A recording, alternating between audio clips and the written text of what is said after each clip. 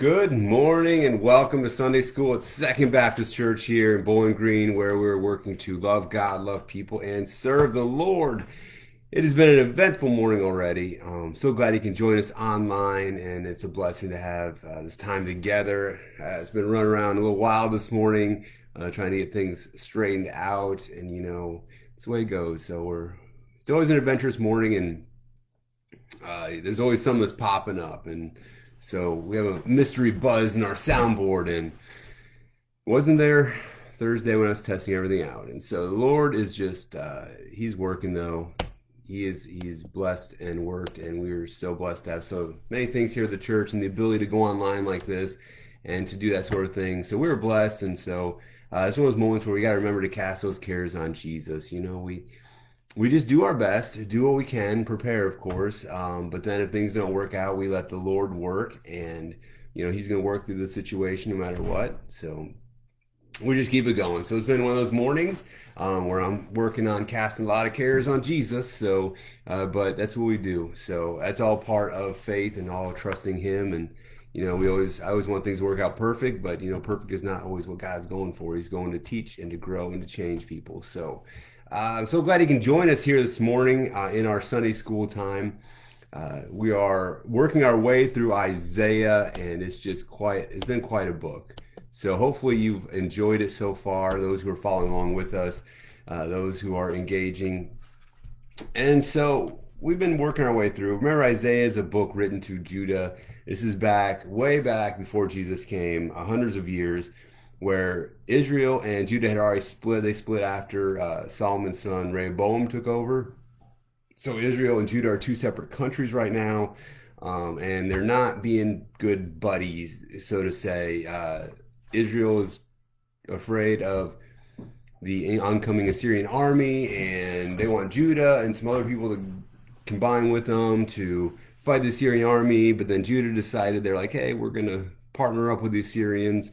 And that, of course, made Israel want to take them out. And last week we talked about that. I won't rehash last week's lesson, but last week we really talked about that idea that we got to trust God. God's going to be working. And we talked about Ahaz, the king of Ahaz, how he didn't really trust God. He was going to trust men instead. He was going to partner with this big country. And God's like, look, my promises was to keep someone on the throne, one David's line on the throne forever. And if someone were to overthrow it, that would be something different, and put a different king on, that would break my plans. And Ahaz just didn't trust God. And so we studied that last week. And so this week we're moving on in our study through Isaiah, and we're up to we're going to jump ahead to Isaiah 23. A lot happens during the time. We jumped to quite a few chapters here, but God's working in mighty ways. And he goes through Isaiah, and he brings Isaiah to the place during this time of these purifying judgments that are coming upon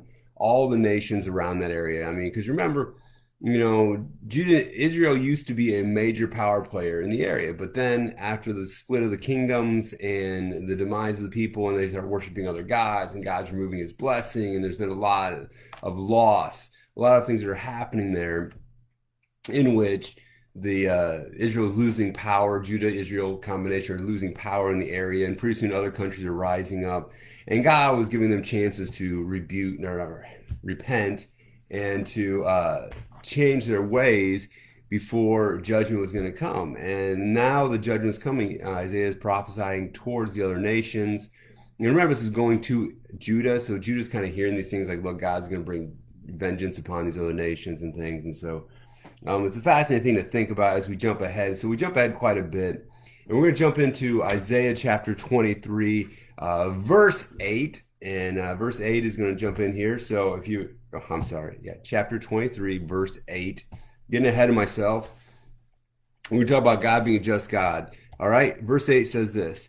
Who planned this against Tyre, the bestower of crowns? Those traitors are the bestower of crowns, whose traitors are princes, whose merchants are the honored ones of the earth. The Lord of armies planned it, to desecrate all that's glorious beauty, to disgrace all the honored ones of the earth. Overflow your land like the Nile, daughter of Tarshish. There is no longer anyone to restrain you.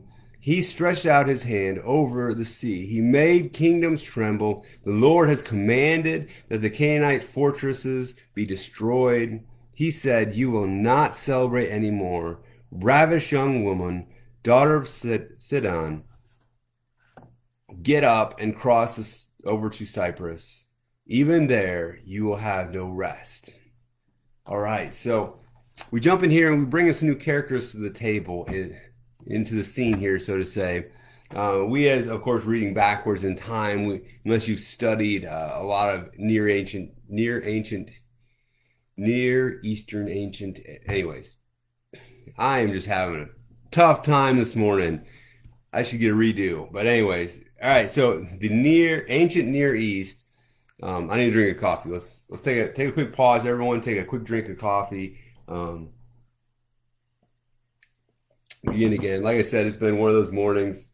All right. So unless you've studied the ancient Near East, you're not going to know some of these names, and that's okay. It's not that important. What you need to know is that Tyre was one of those giant powerhouses of the time. They were a port city, and they were out there. They were pretty much in control. They had different colonies throughout there. Tarshish was one of them. Spread far to the west, I think. To the west was Tarshish, and some other spots where they were kind of in control. They were shipping areas, so they controlled shipping lanes, and they're very wealthy, and they had a lot of power in that time.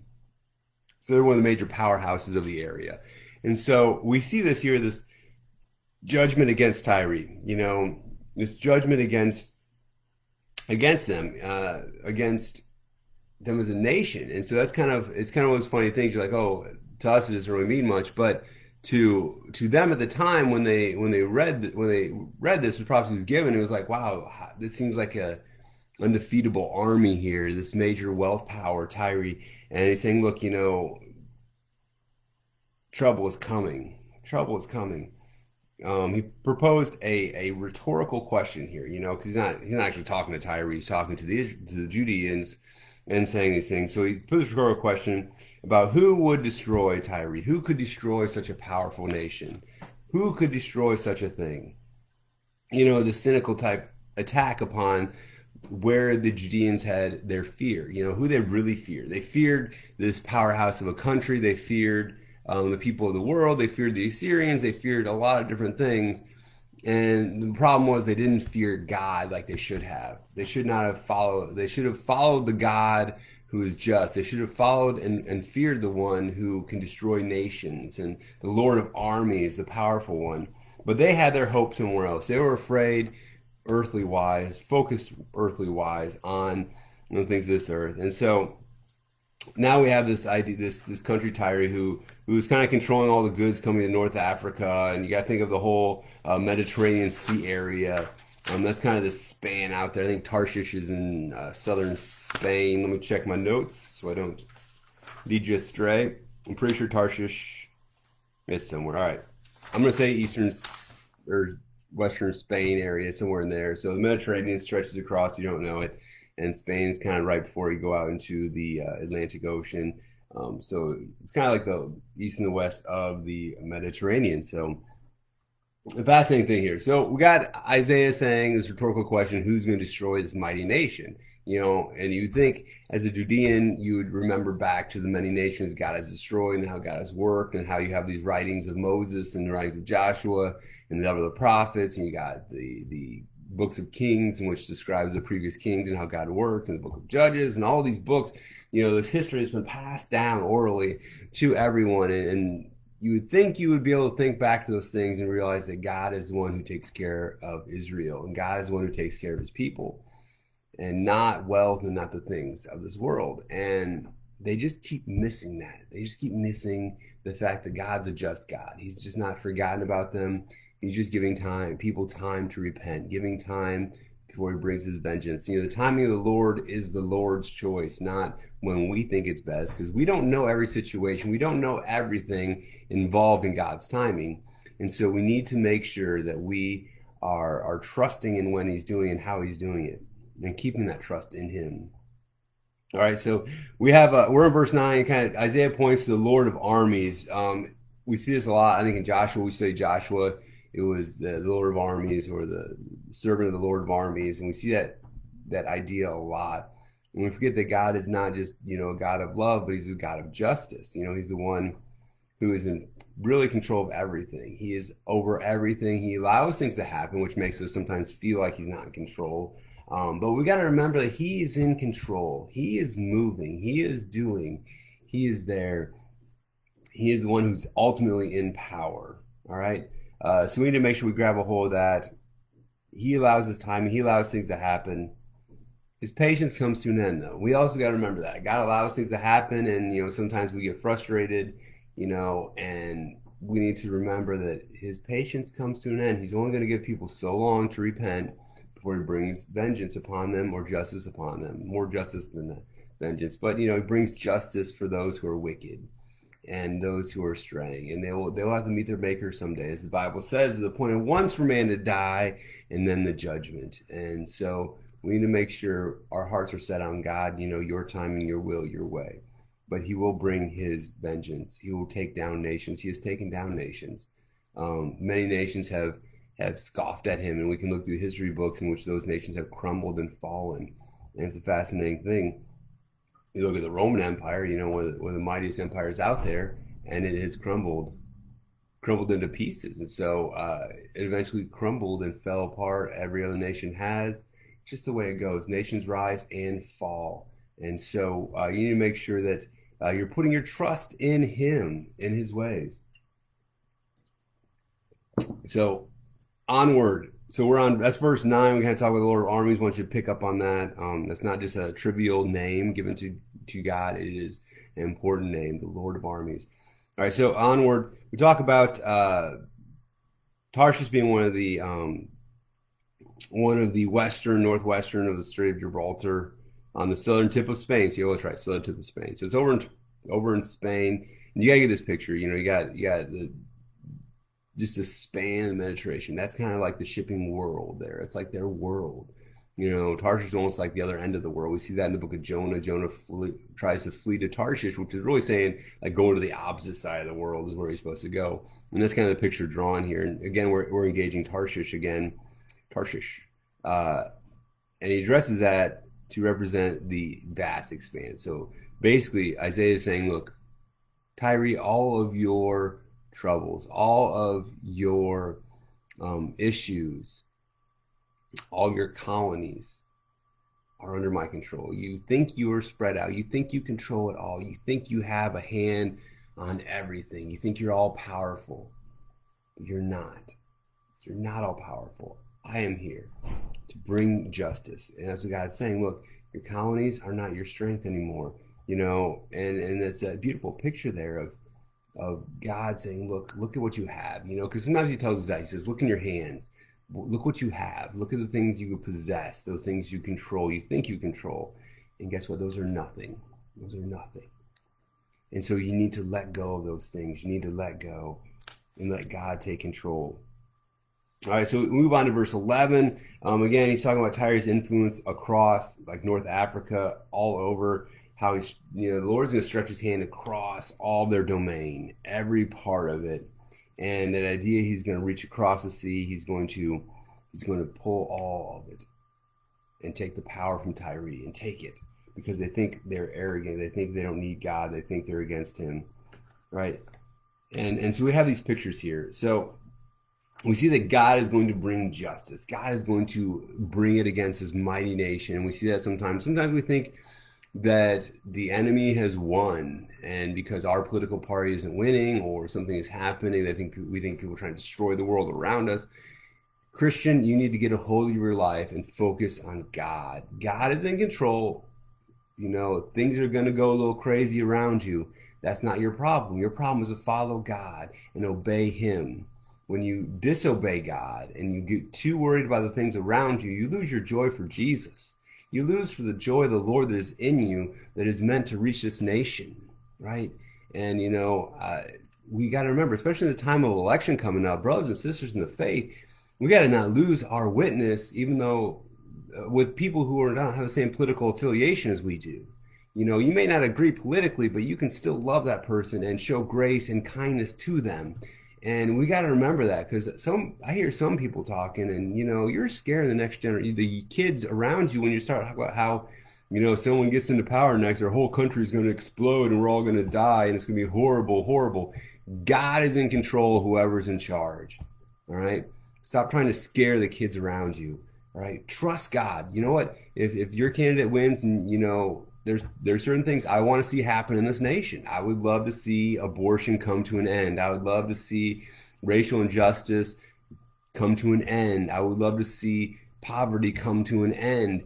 No one has the right answer. No one has a perfect answer, but those are the things I want to see. And so let's all get together and try and work for those things. If you're against me on those things, I'm sorry, but we can still talk and work it out. And if the candidate gets in place who doesn't believe the same way I do, guess what? It is not going to end the world, because guess what? God is in control, not whoever is elected politically. God is in control. That's what he's trying to say here. He's saying God is in control. God is in control of it all. All right. And so we need to move on. All right. I could say that all day because I got a lot of friends on Facebook. So this time of year it's pretty divisive. And so we need to, as Chris is saying, look, we need kindness. Kindness, just the ability to listen to someone you don't agree with and hear what they're saying. Hear what they're saying. Right. Okay, so let's move on. I could camp there all day, but we'll move on. So verse 13 talks about the land of the I cannot talk. It's a bad time to be tongue-tied this morning out of my whole week.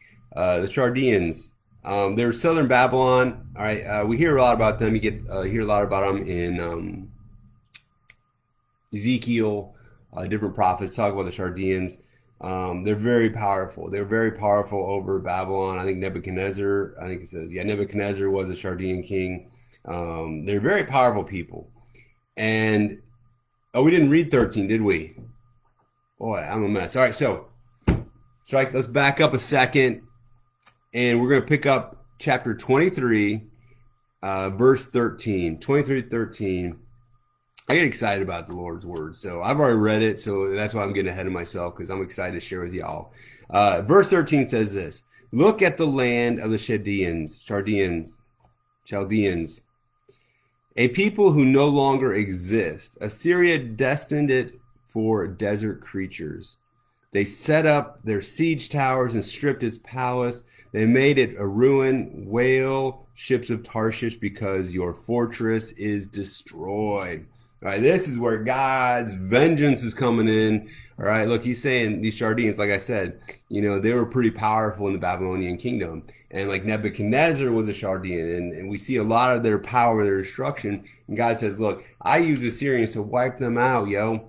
I'm starting to get excited. I used my power influence over them, and I took them out, and they're not a trouble anymore. They're destined for desert creatures, to be out in the wastelands.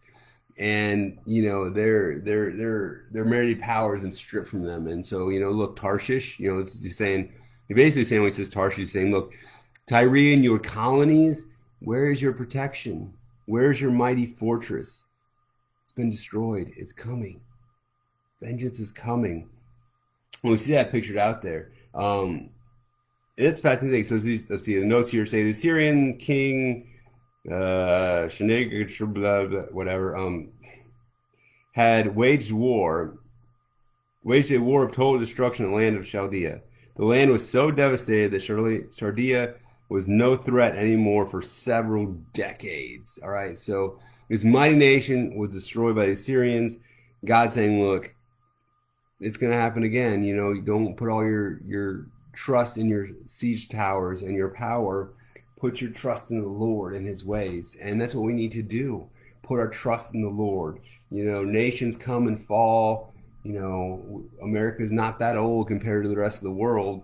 And we need to make sure we're focused on God and not our own direction, our own thoughts of what we think is right, what we think should happen.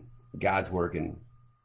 Human empires come and go, but only the kingdom of God is eternal. And we need to put up our treasures in heaven, put our hearts in heaven and focus there. Sometimes people ask me, well, how can a missionary go and give their life overseas? And how can they do that? Well, you know why? Their heart is in heaven. They don't care about earthly things. And once you release the care of earthly things and put your trust into God, that God is going to work and do eternal things, it's so freeing in your life. And, it's one of those things you just got to let go and let God have control of your life and just trust in his ways, obeying what he teaches you, loving other people. And it's an amazing what God does, and amazing what God can do in your life. And even this morning, life's been going crazy. And I said, Lord, help me cast my cares on you this morning. And when things went wrong, we just roll with it. And so that's the way it's got to go. You got to cast your cares on him. Otherwise, those cares will eat you up inside and will lead you wrong ways. And just like the Tyrees, they thought that their power was from what they had. And Israel saw that. And they said, wow, what a mighty nation. And they need to say, and God's saying, no, look, back on me. I'm going to destroy them. It's all coming down. You need to honor God. All right? Honor God with your life. Trust him, not the Assyrians, the Tyree, none of them. Trust God, what he's doing. All right.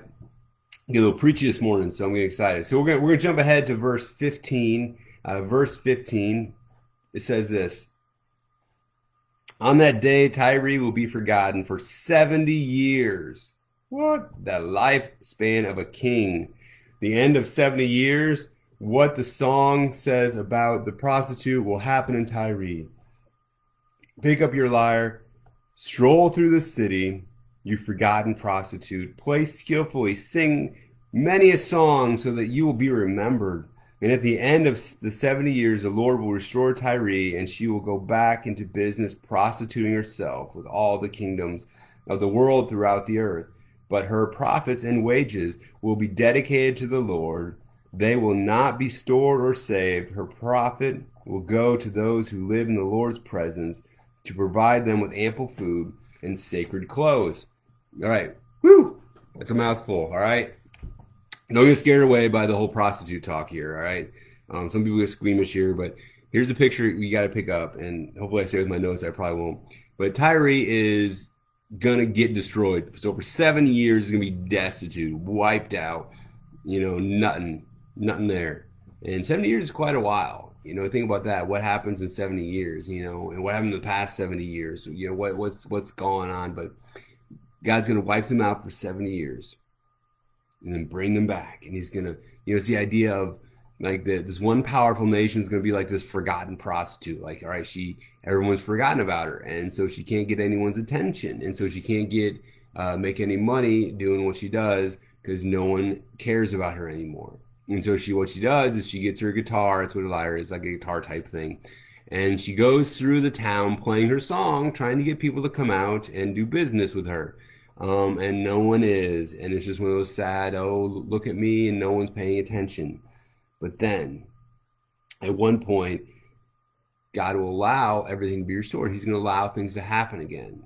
All right. He's not going to cause them to happen. He's going to allow them to happen. All right. So these people, so they're going to go back to their sinful ways. But here's the thing: God's going to make their profits not go to themselves. It's going to go to God's people and God's temple, which is a fascinating thing to think about there. So God's going to plunder this nation, and so we have this idea here that Tyre will be destroyed for 70 years.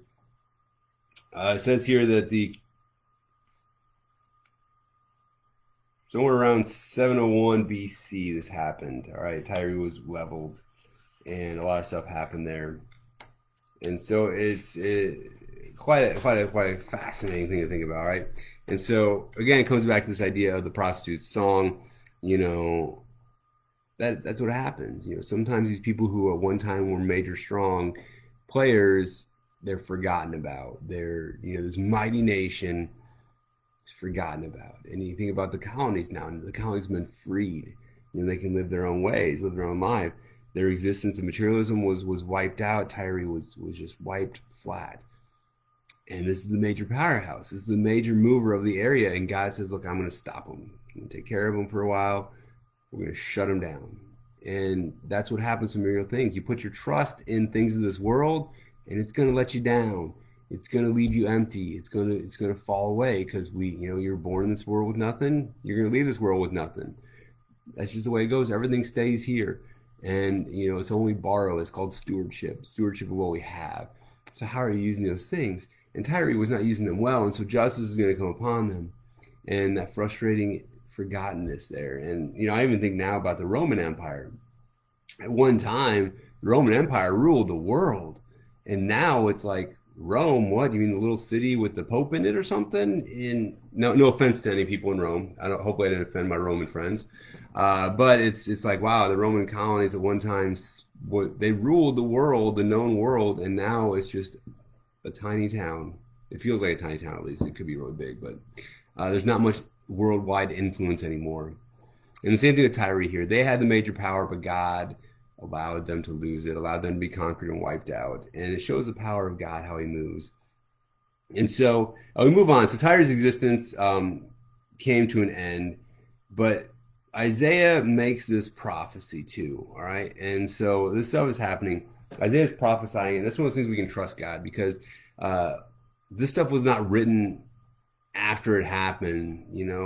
Sometimes we as people looking back in history, we sometimes think, oh yeah, it's easy because all you gotta do is, they waited till it happened and they wrote it down. No, that's not what happened. There's not a big conspiracy. If they did it that way, they would probably have made Israel look a little bit better, because they look very foolish the whole time. I've heard that argument before. Oh yeah, well they just waited till they're done. They wrote back their own perspective of history. If they did that, they should be fired, their historian, because Israel just looks like a bunch of goofballs. They follow God and they disobey God, and they follow God and they disobey God. They follow God, they disobey God. Their whole nation gets destroyed. They rebuild it. It gets destroyed again. The temple's destroyed. It's just like, really? It's just it's like a Mr. Bean episode a little bit. But anyways, I digress on that one. But where was I saying? Yeah, so this prophecy stuff, it came out before it happened, and that's the cool part. We can trust God because the prophecies came true. And even the place where it talks about Tyre's resurgence, like they get to come back. Finally, people acknowledge them again, and they start to build their country again. But here's the thing. Part of that is that God's going to use their prophets to help rebuild the temple, right? Rebuild the temple. What kind of prophecy is that? Just think about that. Just imagine like a powerful country in the world, and they were oppressing you and your people, and all of a sudden someone said, look, in the future they're going to pay to fix the temple, to fix the church, to fix those things. Just like if you were to say the count right now in China, it's hard for some of our Chinese brothers and sisters because they destroy churches. They decide the city doesn't want the church there anymore. They just level it, and they're destroying things out there. And what God says, look, someday the Chinese government's going to pay for churches to be built again. They're going to use their profits in the city to pay for these churches to get made. And we'd be like, what? That's just crazy. That's like what he's saying here. Look, Tyre's going to be destroyed, and then they're going to come back, and what they have, they're going to pay to build the temple again. They're going to pay to take care of Israel. And it just sounds absurd. But here's the fascinating thing. Here's a twist to it. The whole thing is that when they came back to build the temple, right? Because you got to fast forward here. Because, spoiler alert, Judah gets overtaken by Assyria. They get leveled. The temples stop for a while. Fast forward to Ezra and Nehemiah, and they get called back to build the temple again, to rebuild the temple, to get it going back in Jerusalem. Got to fast forward several years to come back and build the temple up again. And guess how they paid for it? The king of Assyria ordered the people in the area to help pay for the temple, right? Let's see. Where's it at? I lost my place. God appointed them to build the temple in Jerusalem. He also declared that the people of the region should assist in returning and the returned exiles with silver, gold, goods, and livestock, along with a freewill offering for the house of God in Jerusalem. That's Ezra 1:4. The prophecy comes true because when they come back to rebuild the temple, God makes Tyre, the people of Tyre, through the nation of Syria, pay tribute to Jerusalem and pay for building the temple and give money to the goods. And this prophecy comes true because God has allowed these things to happen. And it's really to show his power and his might. And, sometimes we read them backwards in time and we're like, oh, wow, that prophecy, okay, that was kind of neat that it worked out. You got to remember, when the people first heard this, they didn't know what was going to happen. And some of these absurd things, so you got to think of how absurd that would be, to think that a major world power was going to be destroyed and then 70 years later was going to rebuild and then after that was going to pay for their enemies to rebuild a place for them to worship. And it's a mind-blowing thing to think about. And we got to put ourselves in their shoes sometimes. When we're reading the Old Testament, we got to put on our Near Ancient East shoes to kind of realize, think about what the people at the time were thinking when they heard it. What did the author intend what did God intend for the people first hearing this prophecy to believe and to think and to see? And so those are things we've got to grasp a hold of when you're reading the Bible there. Make sure you put put yourself in their shoes when you're reading the prophecies and things, because sometimes we think it's all about us. Well, guess what? It's not all about you. It's all about God. That's what the Bible is all about. It's all about His love, His ways, who He is, how He loves, and how He redeemed us. And sometimes we get confused thinking it's all about us. It's not. It's all about God. And so in order to understand what God's trying to communicate, we need to sometimes switch our mindset to what are the people at the time, when they heard this, what were they thinking? How did they interpret when it came through? And this beautiful passage here about, look, God's going to wipe out this mighty nation. You're going to see what you think is powerful be destroyed, and it's going to be rebuilt, and then that nation is going to fund the temple. And it's just mind-blowing to think about. And it had to sound so crazy to people hearing it, but that's what God does. He works through what we think can never happen. He works through the things we don't think can work out. He works in such a mighty way, and we need to stop trying to limit God to what we think can happen. Limit God to what we see and what we expect and what we can control. And we need to trust God and cast our cares upon Him, trusting in the eternal and not the material. Because the material will always lead you astray and always will make you want more and more, and you'll never be fulfilled. But when you start turning your heart to God and turning your heart to His ways, turning your heart to what He does, He's going to work out. He's going to fill you with that joy of Jesus. He's going to move in a way that you can cast your cares upon Him, and He will take them and run with them and keep us going. We're going to remember God's at work all over the world. He's at the work in every nation, where He's allowing things to happen, or He's stopping things, or He's moving. His plan, His purpose is working everywhere. And so we need to make sure we are trusting in Him, especially during our time of distress right now, time of division and election and everything going around worldwide. Trust God. Put your trust in God, not in your political campaigns, your political affiliations, or anything else. Trust God first. He's going to work out. Pray and seek Him. Seek the eternal things, and the rest will fall into place. All right. Well, thank you for joining me today as we end our lesson. I know we're getting down a little early, but we're working through this. It's Isaiah's a fun book, and so we're going to dig on more. Next week, we're going to jump into how God saves in Isaiah 25. So hopefully dig in with us again next week as we continue on our journey, our study in the book of Isaiah. So thank you again for joining us. Hope you have a wonderful day, and may God bless and move in your life as He is in mine. Take care.